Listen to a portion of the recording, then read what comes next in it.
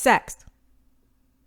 Now that I've got your attention, actually, no, that was relevant because this episode is about sex. Reclaiming sex, specifically. And before we get started, I just wanted to make something very clear.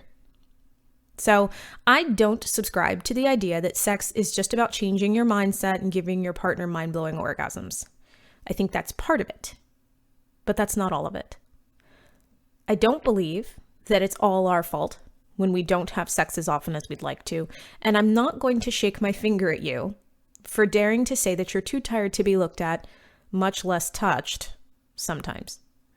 Such is life when you're being climbed on constantly with no real time to yourself.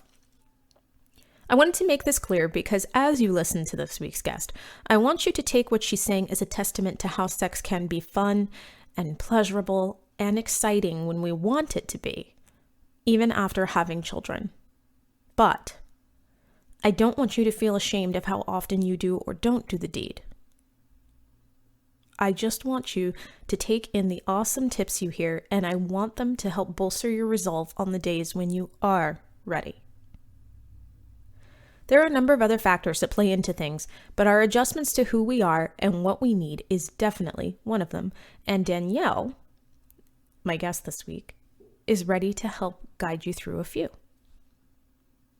Life is crazy, but you can do this. Got it? Got it. So with that, let's get the show on the road. I'm Ariana Bradford, and this is the NIAM Project Podcast.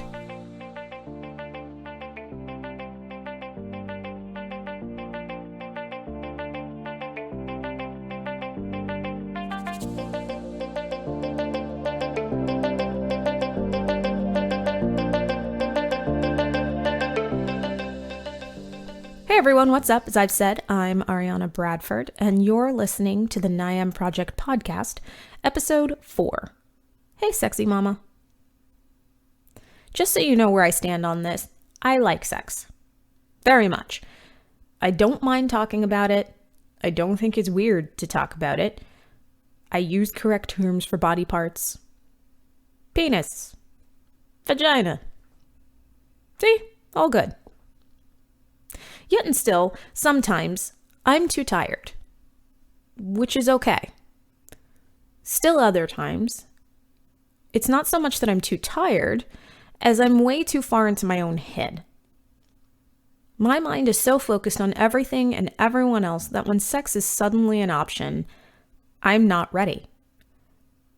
And then I'm either trying to jumpstart my mind, trying to force it to get with the program, or I'm just not in the mood. Not tired, not particularly feeling gross or anything, just not even into trying. If this sounds like you, you're far from alone, and you're not broken, and you're not weird. Take it from Danielle here. Danielle Savory, a host of her own podcast, It's My Pleasure, truly believes that we can overcome some of this by taking control of our own sexual and life joys. On those days, where we might actually want to connect that way, she says, we just need a few extra tools in the toolbox. No pun intended. I'm a master certified life coach, and I specialize really working with entrepreneurial women, helping them reach that next level, but through the lens of pleasure, because I think that for women in general, pleasure is one of those things that is on the back burner, and like more specifically sexual pleasure. But then when you add in the mix of like business and running your own business, like so many women that I work with get lit up by their business, which I love. And part of the fear is like, this other stuff in my business is so much more important than like making time for pleasure and for sex.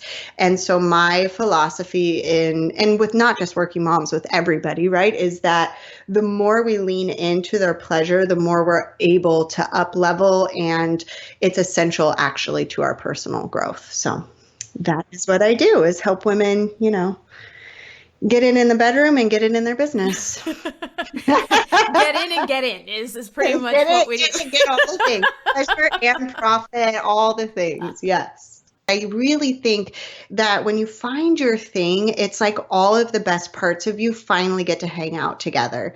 And it's like, a party. It's like all the best friends. And there was all of these bits and pieces of me that for so long in my life seemed separate, or that they had to stand alone. Like I have an educational background in neuroscience, and so like super sciencey. And then my minor was like in philosophy, which led me to doing more stuff in Buddhist psychology and meditation and mindfulness. Like those for a while seemed so black and white, like separate. And then luckily, as the mindfulness world changed and the science world and mindfulness world began to collide, I was like, oh, my voice still lies here, and they can just mesh together.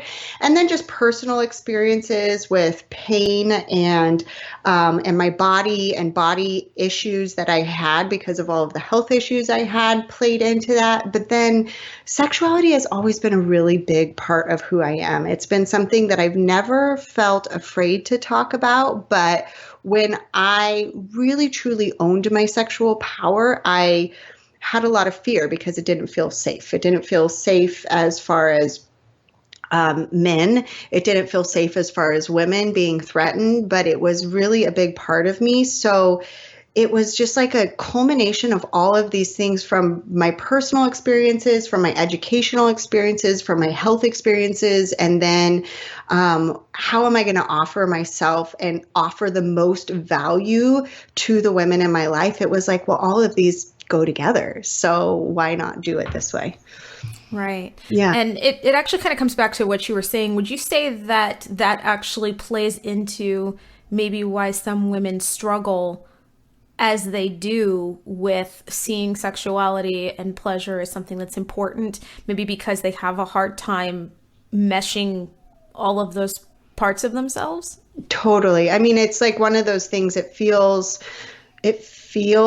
separate. It feels off limits. It can feel for a lot of women, shameful, even if they have gotten over the past. They're like cognitively, they understand that there's nothing to be ashamed of. Here they are, married to their husband, this happy family or something like that. But there's like a whisper from maybe the way that they grew up, or something a friend said to them in high school, or just the way that sexuality is presented to us in this culture can play so many different kinds of roles in our mind that it feels scary to own it, or it can feel unsafe, or it can feel kind of like uncharted territory. Like, can I be this and this? Like, is that allowed? And by the way, how often do you think of wanting sex just because you want to have it?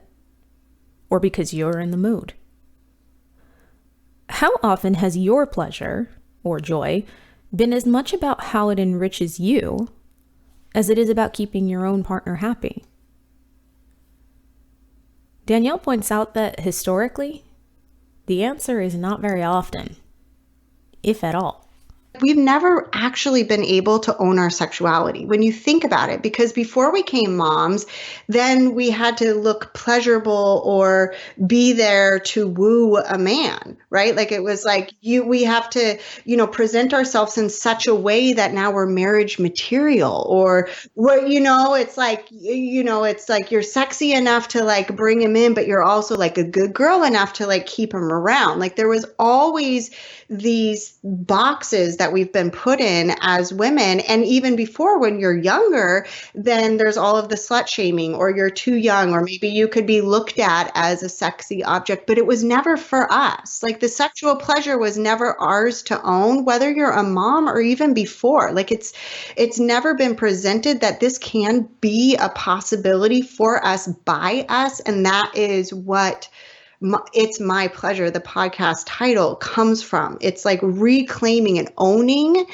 that this is my pleasure for my pleasure, not for my partner, not so I can get married, not so I can, check another thing off my to-do list for my husband and make sure his needs are met. It's like purely for me. That is also like a really important mind shift, right? We are always taught, like you said, before we become mothers, before we have children, we're always taught that everything is sexually done for the other person. It's never really done for us. And then you do cross over into, motherhood. And then it becomes even more so that everything you do is for another person. It's never for you.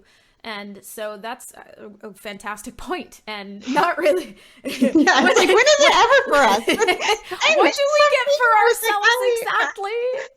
When did we get this? When it was really always for us, but we kind of need to have that prodded out of us. Yeah. That's all well and good, Ariana, you're saying, but I'm too tired. There aren't enough hours in the day. My favorite underwear has a hole in it. I've got like 6 episodes of my favorite show that I still need to watch, and then I'm just not going to be in the mood. Listen, as I've already mentioned, while there are absolutely days where we're going to be too tired, or too sick, or too irritated to get naked, there are days where we actually aren't. And then we're just cock-blocking ourselves. I mean it.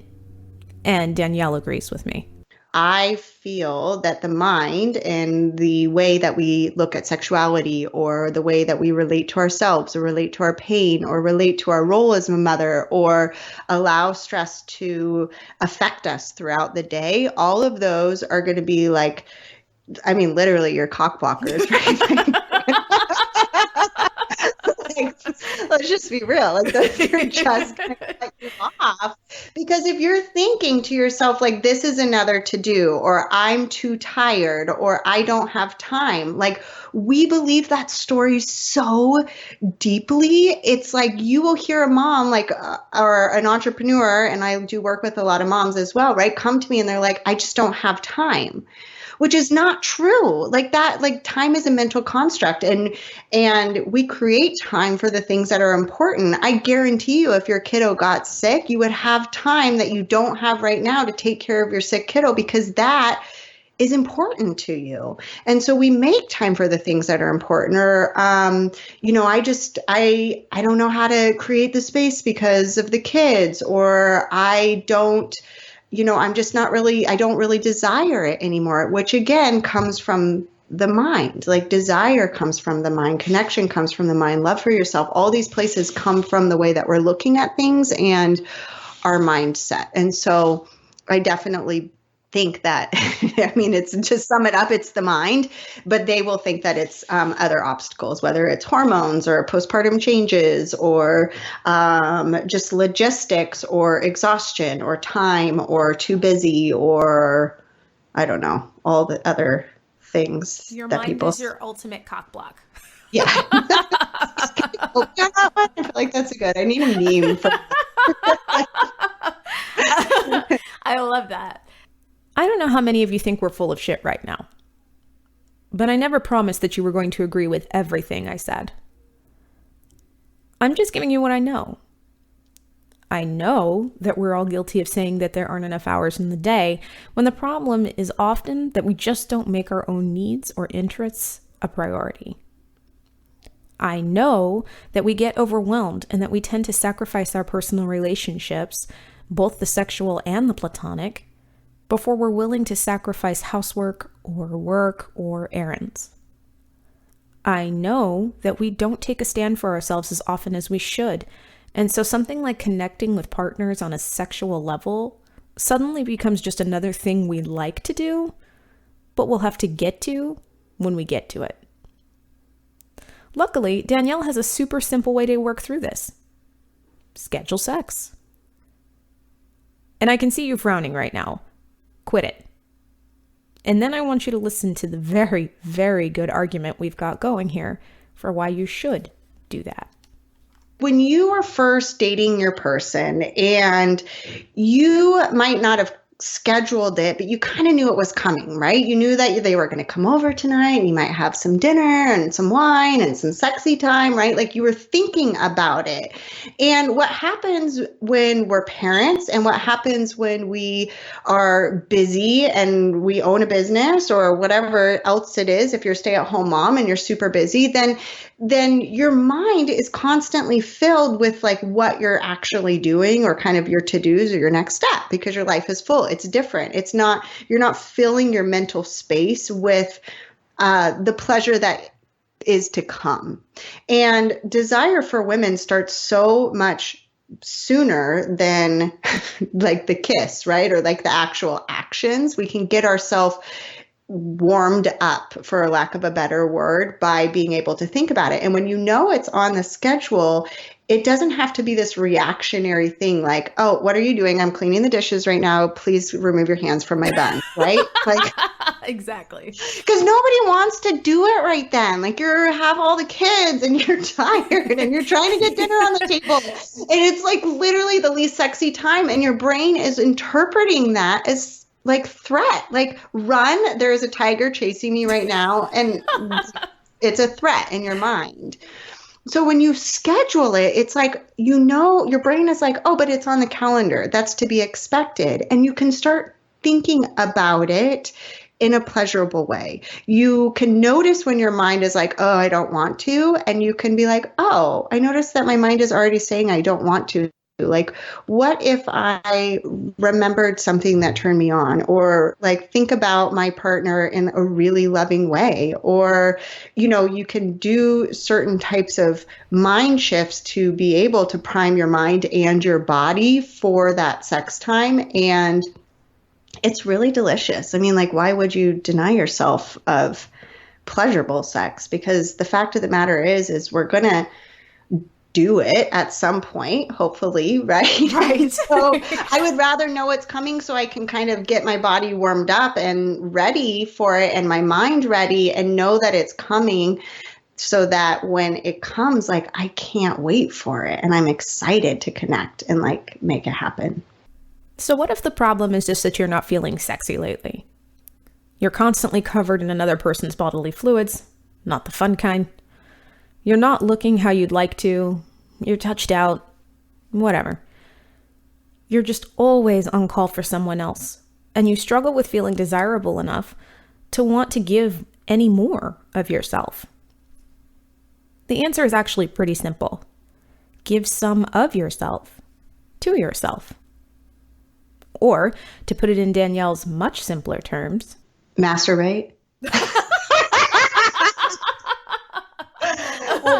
In all seriousness, because I know that will throw a lot of people up, and that's not what I tell my clients. But, I do think it's an important thing. You're not wrong. I mean, no. So I do really think that it's before we even try and connect with other people, i.e., your partner. It's finding, like, it's like having a love affair with yourself again, because there is something that happens after you have a mom, and I think, or after you have a mom, after you are a mom, after you have children, excuse me, gotcha. that happens where I find so many women kind of coveting who they used to be or wanting to hold on to parts who they are and not embracing who they've become.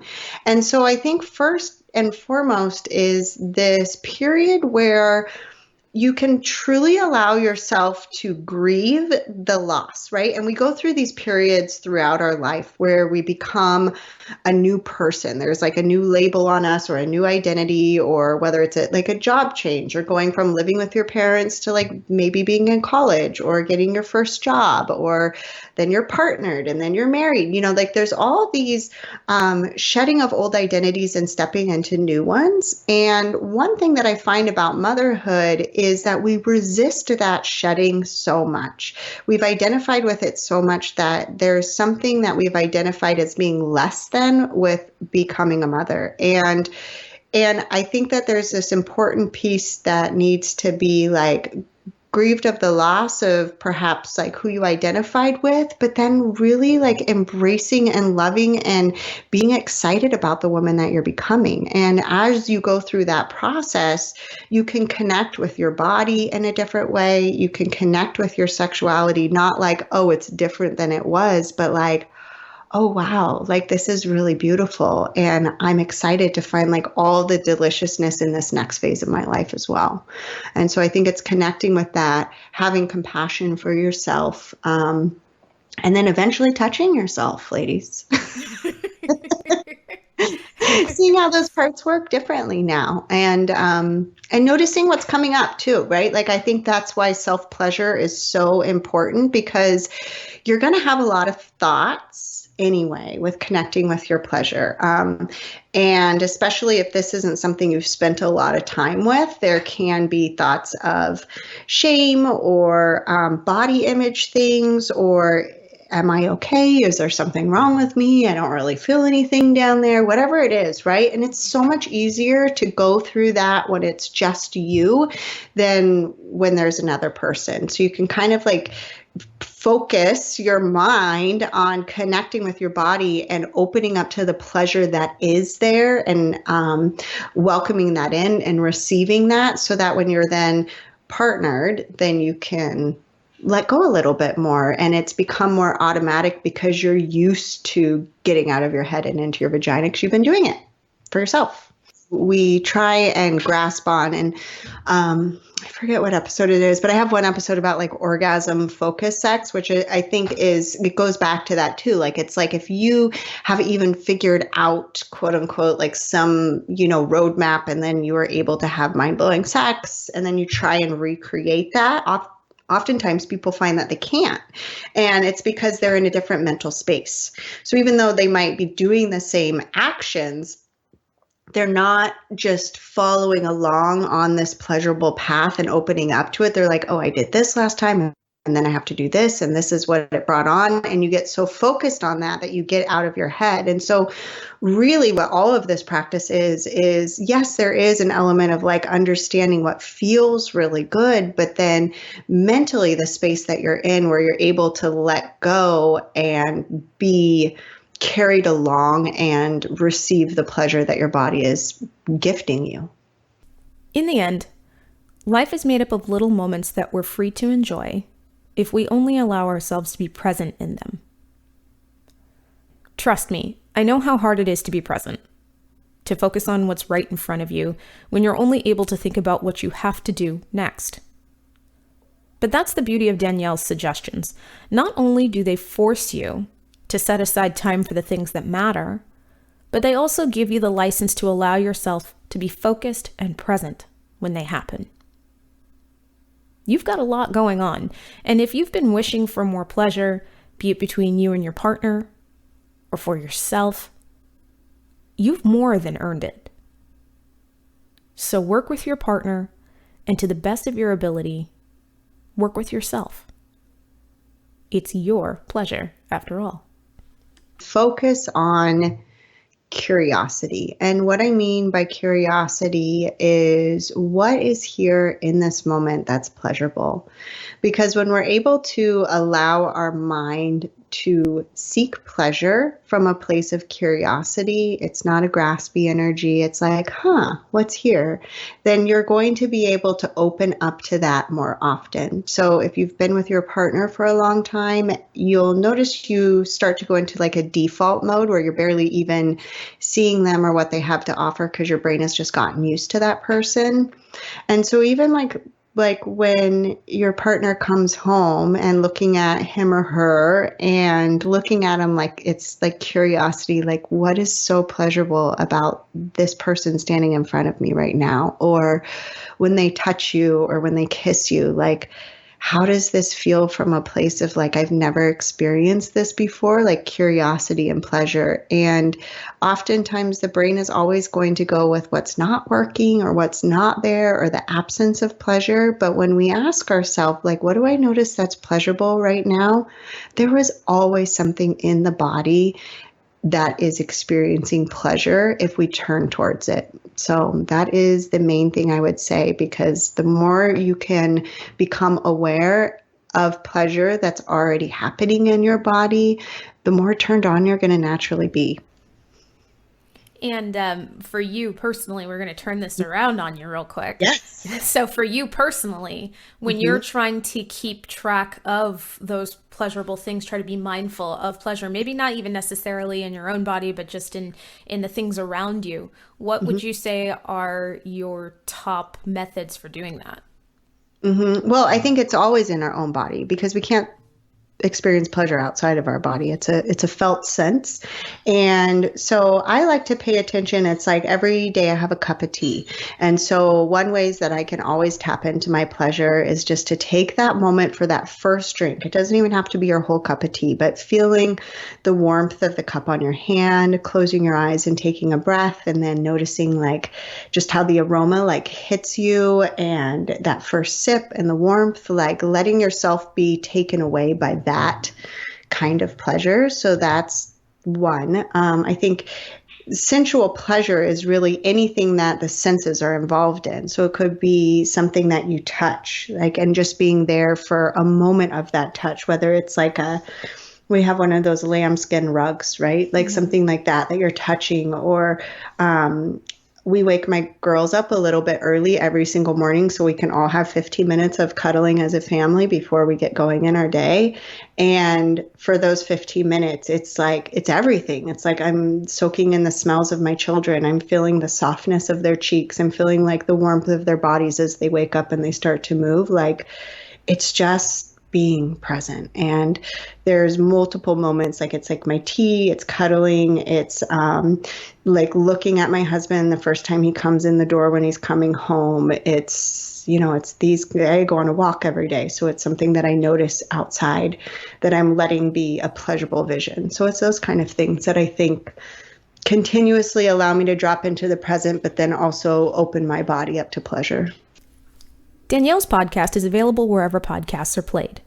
You can also follow her on Instagram at Danielle Savory Coaching, or on Facebook just under her name, Danielle Savory. And that last name is spelled S as in Sierra, A, V as in violin, O-R-Y. To work one-on-one with her, find her at daniellesavory.com. The Niam Project podcast is written and produced by me, Ariana Bradford. You can find out more about us at weareniam.com and on Facebook and Instagram under The Niam Project. Thank you to Danielle for giving us her expertise for this episode, and I'll see you next time.